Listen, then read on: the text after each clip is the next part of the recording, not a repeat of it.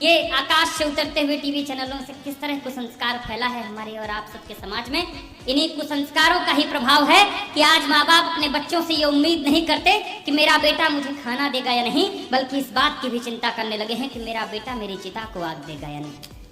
मैं 4 पंक्तियां समर्पित करता हूँ, अगर ठीक लगे तो फिर आप सबका समर्थन मिले। कि खुशियां न पूछो यार पुत्र पैदा होने पर। एक पिता का पार्थिव रखा था, 4 बेटे उसके प्रदेश से आए थे, लेकिन दुर्भाग्य उस पिता का कि चारों बेटे अपने पिता को दाह संस्कार करने को तैयार नहीं थे। कोई अपनी बीमारी का बहाना कर रहा था, कोई 13 दिन छुट्टी ना मिलने का बहाना कर रहा था। वो दृश्य आंखों पर रखी और 4 पंक्तियां निवेदन करता कि खुशियां न पूछो यार पुत्र पैदा होने पर, परिवार वाले लोग नाचते व गाते हैं, बेटे की संवारने के लिए जिंदगी को रोज माता पिता सपने भी कितने सजाते हैं। वक्त का ये खेल देखो बेटे जब कमाने लगे, समय बदला, वक्त का ये खेल देखो बेटे जब कमाने लगे, सपने माँ बाप के वो आंसू बन जाते हैं। और अंतिम पंक्ति में एक शब्द का 2 अर्थ में प्रयोग किया है, अगर अंदर तक झकझोरे तो फिर पीछे तक हाथ खोलिएगा। वक्त का ये खेल देखो बेटे जब कमाने लगे, सपने माँ बाप के वो आंसू बन जाते हैं। कंधे पे पिता ने जिन बेटों को घुमाया कभी, वही बेटे आज कंधा देने में लजाते हैं। कंधे पे पिता ने जिन बेटों को घुमाया कभी, वही बेटे आज। 4 पंक्तियां और समर्पित करता हूँ, बड़े लोग बैठे। माता पिता ईश्वर का रूप दूसरा थे यहाँ, लगता है जाने किस दौर की ये बात है। इन बड़े लोगों के बीच शायद मैं कभी बन पाया या नहीं उनको सुनकर, लेकिन अंतिम पंक्ति में एक पलट और करता हूँ अपनी बुद्धि से, अगर ठीक लगे तो आशीर्वाद दीजिए। माता पिता ईश्वर का रूप दूसरा थे यहाँ, लगता है जाने किस दौर की ये बात है। दुख भले जीवन का नहीं कुछ जान पाए, पढ़े भी नहीं थे किंतु बच्चों को पढ़ाते हैं। और अपनाने वाला भी जो बच्चों को खिलाते थे, वो आज भी 2 रोटी बड़ी मुश्किल से पाते हैं। लोरियां सुना के बेटों को सुलाते थे कभी जो, आज बेटों की वो सुन गालियां सो जाते हैं। लोरियां सुना के बेटों को सुलाते थे कभी जो। आइए एक कविता समर्पित करता हूँ जो पहले दौर का समय मेरे लिए निश्चित था। मैं एक कविता समर्पित करता हूँ, शायद अमित शुक्ला को इन बड़े लोगों के बीच बहुत खड़े होने के लायक बनाया, लेकिन ये सब संस्कार की बातें हम सब रीवा सपना के लोग यहाँ देख ज़्यादा। हमारा संस्कार जरा दूसरे तरह का होता है, थोड़ा सा हम ज़्यादा संस्कारवान होते हैं, पूरे हिंदुस्तान में ही संस्कारवान। हमारे रीवा में अभी एक सज्जन खत्म हुए तो उनके 2 बालक थे, तो बड़ा वाला बोला कि छोटू तुम पिताजी की अस्थियां लेके चले जाओ इलाहाबाद, हम यहाँ 13वीं की तैयारी कर लें। वो चला गया तो 10 किलोमीटर पहले नैनी में जाम लग गया, तो वहीं नाले में पिताजी की अस्थियां निपटा के चला आया। अब जल्दबाजी, दरअसल हम संस्कारी बने लगा। अब दूसरे दिन बड़ा वाला उठा तो उसको डर था कि ये पहुंचा नहीं वहां तक, तो भूमिका बांधने लगा। कहा छोटू, रात को बाबूजी सपने में आए थे और कह रहे थे कि छोटू हमको इलाहाबाद नहीं पहुंचाया, कहाँ तुम छोड़ आए बाबूजी को। छोटू और संस्कारवान था, कहा बाबूजी की हमको यही आदत नहीं अच्छी लगती भैया। 300 किलोमीटर यहाँ शिकायत करने चले आए, 10 किलोमीटर इलाहाबाद बचा था तो वहाँ नहीं जा सकते थे। ये हम लोगों का संस्कार ज्यादा है थोड़ा सही से, हम लोगों का कल्चर ही अलग है।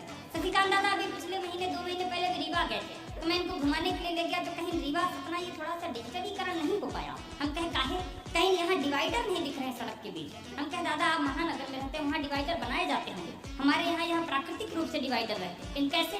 हम कहें हर आधा किलोमीटर के बाद देखिए सड़क के बीचों बीच एक बैल खड़ा रहता है, वो डिवाइडर का भी काम करता है और ट्रैफिक हवलदार का भी काम करता है। आइए मैं एक कविता समर्पित करता हूँ, निवेदन करता हूँ, जो मेरी परिचय की कविता है। 2.5 से 3 मिनट मैंने तालियां आपसे बजवा ली हैं। इस कविता की भूमिका केवल इतनी है कि मैं जब पति बना तो हर पुरुष का सपना होता है कि पति बनने के बाद पिता बनना। जब कवि एक पिता बनना चाहा तो कवि की कल्पना कहाँ से कहाँ तक गई। निवेदन करता हूँ, कोई ताली नहीं कोई बहानी मेरे मन से जुड़िएगा। अगर मैंने आपके चेहरों पर खिलखिलाहट लाने की कोशिश की है तो कसम उस खिलखिलाहट की थोड़ी देर मेरे मन से जुड़ेगा। चित्र बनाइएगा, छंद मुक्त रचना 2 से 2.5 मिनट। निवेदन करता हूँ, मंच का भी आशीर्वाद चाहता हूँ कि कल रात मैंने एक सपना देखा, सपने में कोई अपना देखा, एक अजनबी सी सूरत थी, देखने में बड़ी खूबसूरत थी। मैंने पूछा क्यों मौन हो तुम, प्यारी ये तो बताओ कौन हो तुम। बोली अभी तक धरती ने मुझे जाना नहीं, पापा क्या आपने भी मुझे पहचाना नहीं, मैं बहुत ही जल्द किलकारी मारने वाली हूँ, बेटी बनकर धरती में आने वाली हूँ, आपकी बेटी बनकर धरती में आने वाली हूँ। आंसू खुशी के छलकने लगे, आंसू खुशी के छलकने लगे। पिता पुत्री जब सपने में मिलने लगे, मैंने कहा कन्यादान। मैं उस बच्ची से क्या कह रहा था, मैंने कहा कन्यादान, कन्यादान महादान है, ये वेदों की शिक्षा थी। और किसी बेटी का पिता बनूं ये मेरी भी इच्छा थी, किसी बेटी का पिता बनूं ये मेरी भी इच्छा थी। इसलिए सारे दुख दारिद्रों को हर जाओ, बिटिया लक्ष्मी बनकर आप मेरे घर जाओ। तुम्हारे आने पर खुशियां मनाऊंगा, नाच गाना और जलसा कराऊंगा, तुमको कांधे पर बिठाऊंगा, पालने पर झूला झुलाऊंगा, उंगली पकड़कर स्कूल पढ़ने ले जाऊंगा, पढ़ा लिखा कर बड़ा अफसर बनाऊंगा। अरे आओ देखो तो बेटी मेरा देश कितना खूबसूरत है। दादा भाई मैं उस बच्ची को इस माटी का गुणगान सुना रहा था। मैंने कहा आओ देखो तो बेटी मेरा देश कितना खूबसूरत है, जहाँ हर बाला देवी की मूरत है। अरे जब कोई अपने सत्कर्मों का फल पाता है तब वह इस धरा पर जन्म लेकर आता है। इतना सुनते ही कविता का यू टर्न मारिएगा, इतना सुनते ही उसकी सिस्कियां फूट पड़ी और वो गुस्से से मुझ पर टूट पड़ी। बोली सच है पापा, कभी देवता पैदा हुए थे इस देश में। अब शायद अगली पंक्ति में आपके गुस्से की तालियां आएंगी। बोली सच है कभी देवता पैदा हुए थे इस देश में, अब तो बस दरिंदे घूमते हैं यहाँ इंसानी वेश में। अब तो बस दरिंदे घूमते हैं यहाँ इंसानी वेश में। 3 साल की बच्ची, 5 साल की बच्ची, सपना रीवा इतनी सी छोटी सी जगह हमारी, लेकिन अंदर इन से नहीं बच रहा। माँ शारदा की नगरी में के बगल में खड़े होकर ये कह रहा हूँ कि अगर कुछ ले जाना हो नवरात्रि में, उन कन्याओं का पूजन किया हो तो इस चिंतन को घर ले जाइएगा। कल सड़क पर चलते हुए किसी बच्ची की ओर कोई आंख उठाए तो सबसे पहले आपके कलेजे में दर्द उठेगा, ये संकल्प लेकर जाइएगा। बोली सच है कभी देवता पैदा हुए थे इस देश में, अब तो बस दरिंदे घूमते हैं यहाँ इंसानी वेश में। आप कहते हैं यहाँ कन्या देवी मान ली जाती है, फिर क्यों उसी देवी की असमत लूट ली जाती है। मैं जैसे ही अपने पैरों पर खड़ी हो जाऊंगी, और वो गुच्ची बच्ची मुझसे क्या कह रही थी, अंतिम 4-6 पंक्तियां संभालिएगा। मैं जैसे ही अपने पैरों पर खड़ी हो जाऊंगी, आपको पता भी नहीं चलेगा कब बड़ी हो जाऊंगी। पिता के लिए पुत्री कभी बड़ी नहीं होती है। मैं जैसे ही अपने पैरों पर खड़ी हो जाऊंगी, आपको पता भी नहीं चलेगा कब बड़ी हो जाऊंगी। अरे आपका कलेजा तो उस वक्त दर्द से मचल जाएगा जब कोई भेड़िया आपकी खिलखिलाती कली को कुचल जाएगा, और आप उस भयानक दर्द को फिर सह नहीं पाएंगे, और उस घटना के बाद समाज में इज्जत से रह नहीं पाएंगे। इसलिए क्षमा कर देना। हम सब रोज बिटिया मांगते हैं उस परमात्मा से, लेकिन उस बच्ची का दर्द, इसलिए क्षमा कर देना। हे पिता क्षमा कर देना। मांगना तो भले कुछ मांग लेना ईश्वर से तुम, लेकिन भूल से भी औलाद अपनी बिटिया ना मांग लेना तुम। धिक्कार है। अंतिम 4 पंक्तियां पुनः होती विदा करिएगा। धिक्कार है जहाँ लोग जानवर से भी बदतर सोच पालते हैं और एक मासूम बच्ची के शरीर को नरपिशाच नोच डालते हैं। आप जैसे कई पिताओं के सपने, क्या किया था मैंने, बस एक सपना ही तो देखा था। आप जैसे कई पिताओं के सपने यूं ही टूटते रहेंगे जब तक समाज में बहसी दरिंदे आवारा घूमते रहे। मुझे भी देशभक्ति करने का शौक था दादा। मैं सोचा कि मैं क्या करूं, तो मैं पुलिस में भर्ती होना चाहता था। जब दरोगा जी इधर बैठे हैं, तभी मैं सोच रहा था कि इधर वार्ड नंबर 18 इतना शांत क्यों बैठा है। हमारे यहाँ दरोगा नहीं, एसपी होता है, सीएसपी होता है, डीएसपी होता है, टीआई होता है, आईजी होता है। दरोगा होता नहीं है, नहीं तो फिर वो नहीं। पुलिस पर दरअसल मैं कविता सुनाना बंद कर दिया हूँ। ये विकास भैया सुनाते हैं, मैं दरअसल बंद कर दिया हूँ दादा, जब से चालान का रेट इतना ज़्यादा बढ़ गया।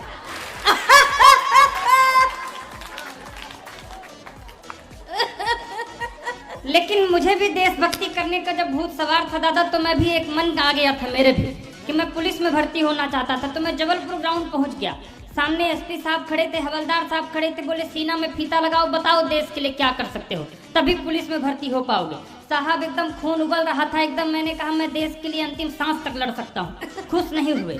बोले दूसरी बार फीता लगाओ सीने में, बताओ देश के लिए क्या कर सकते हो, तभी पुलिस में भर्ती हो पाओगे। साहब लहू का कतरा कतरा देश के नाम कर सकता हूँ, और क्या करूँ, तब भी खुश नहीं हुए। बोले अंतिम मौका दे रहा हूँ, ठीक से फीता लगाओ और बताओ देश के लिए क्या कर सकते हो, तभी पुलिस में भर्ती हो पाओगे। हम सीना में फीता लगाए और सांस फुला के बोले दादा भाई हम कह साहब ऐसा है कि हम 1.5 लाख तक दे सकते हैं।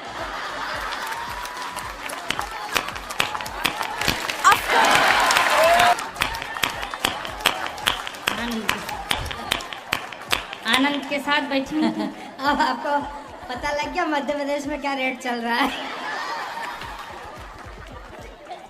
रेट ये तो पुराना है, अब 10 लाख हो गया है। आप सबका आशीर्वाद मिलता है। थोड़ा अपडेट रहा कर। वो उस जमाने की बात है। हम आनंद के साथ रहिए। दरअसल क्या है, अभी तक जब तक ये सम्मान समारोह वगैरह चल रहा था आप लोग एकदम शांत बैठे थे। इधर भाभी जी लोग भी कुछ आई हैं, उनके वजह से कुछ श्रीमान जी लोग, भैया लोग, ऐसे पतिदेव लोग बैठे थे एकदम डरे हुए, इस तरह मुंह बना के बैठे थे जैसे इस समय हनी ट्रैप से नेता अफसर डरे हुए। एकदम आनंद आनंद रहिए तो एकदम मस्ती। बजाना है तो एक बार पूरा सदन जोरदार ताली बजा कर बताइए तू चेहरा में कभी। अरे मालूम पड़े कल से इसी का नाम नहीं आ जाए। ऐसे ही आनंद। दरअसल अभी विश्वास नहीं हो रहा था कि आप लोग श्रोता ही हैं। मेरे धोखा हो जाता है। विवाह के पहले मैं एक बार और आया था सतना कवि सम्मेलन पढ़ने। मैं उस समय गीतकार भी बहुत अच्छा था। दादा संचालन कर रहे थे, ये मुझको खड़ा कर दिया। हाँ ऐसा होता है। मैं विवाह के पहले जब आया मैंने 15 मिनट तक आंख बंद करके गीत पढ़ा। अब जरा शंका थी थोड़ा थोड़ा कि जो लोग श्रोता नहीं है वो बताएंगे कि अंतिम पंक्ति में श्रोता ही बैठे हैं। हम 15 मिनट तक आंख बंद करके गीत पढ़े राजीव भैया की तरह। जब आंख खोले तो केवल एक ही श्रोता बचा था, बाकी सब चले गए।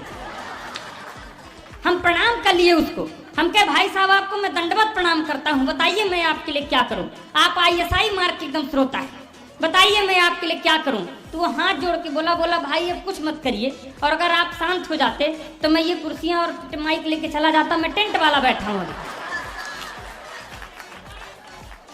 आप शांत हो जाते एकदम ताली वाली बजाते रहेंगे तो थोड़ा अच्छा लगेगा।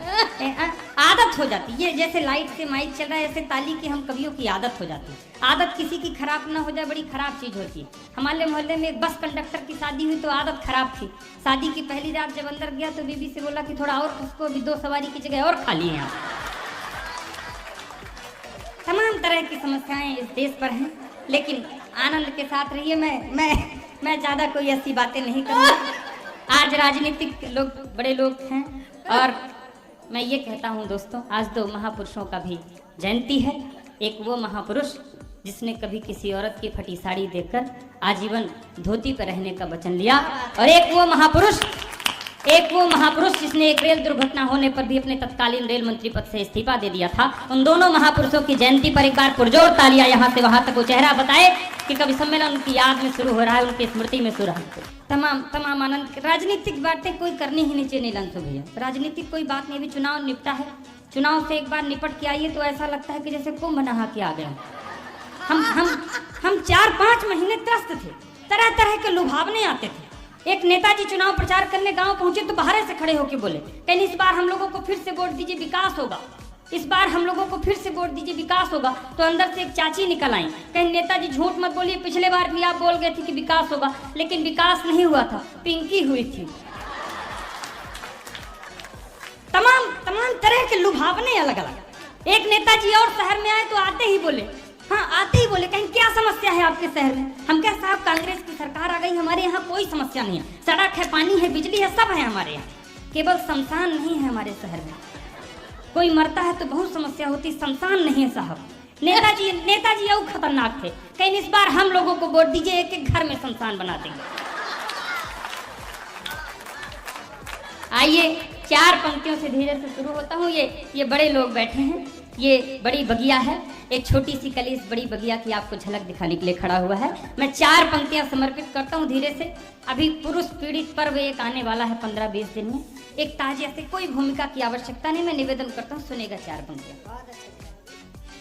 कि इस दौर में श्रीमान पति हो गया बेहाल, इस दौर में श्रीमान पति हो गया बेहाल, घर वाली मूलधन ब्याज मांग रही है, उपहार मांगने की है परम है प्रथा पुरानी यहाँ, उपहार मांगने की है प्रथा पुरानी यहाँ, चूड़ी बिंदिया सिंगार साज मांग रही है, दौर महंगाई वाला इतना है विकराल, बीवी जो कभी न मांगी आज मांग रही है, सोना नहीं चांदी नहीं गहनों के बदले में इस करवा चौथ में प्याज मांग रही।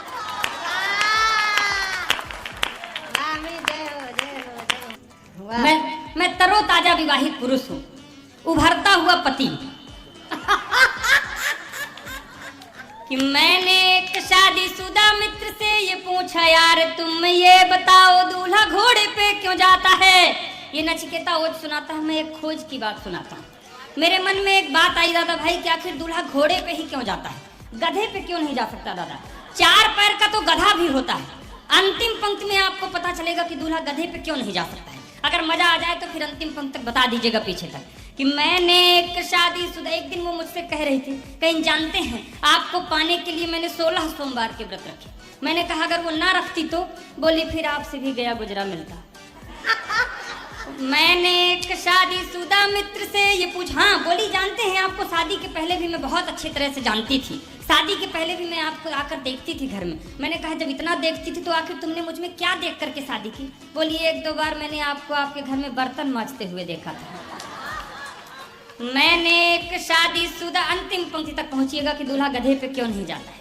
मैंने एक शादीशुदा मित्र से ये पूछा यार तुम ये बताओ दूल्हा घोड़े पे क्यों जाता है? उसने कहा जो यार याद मत दिलाइए, सोच कर उस दिन को आंसू आ जाता है। राज की बात यह मैं तुमको बता रहा हूँ, हालांकि कुंवारों को न बतलाया जाता है।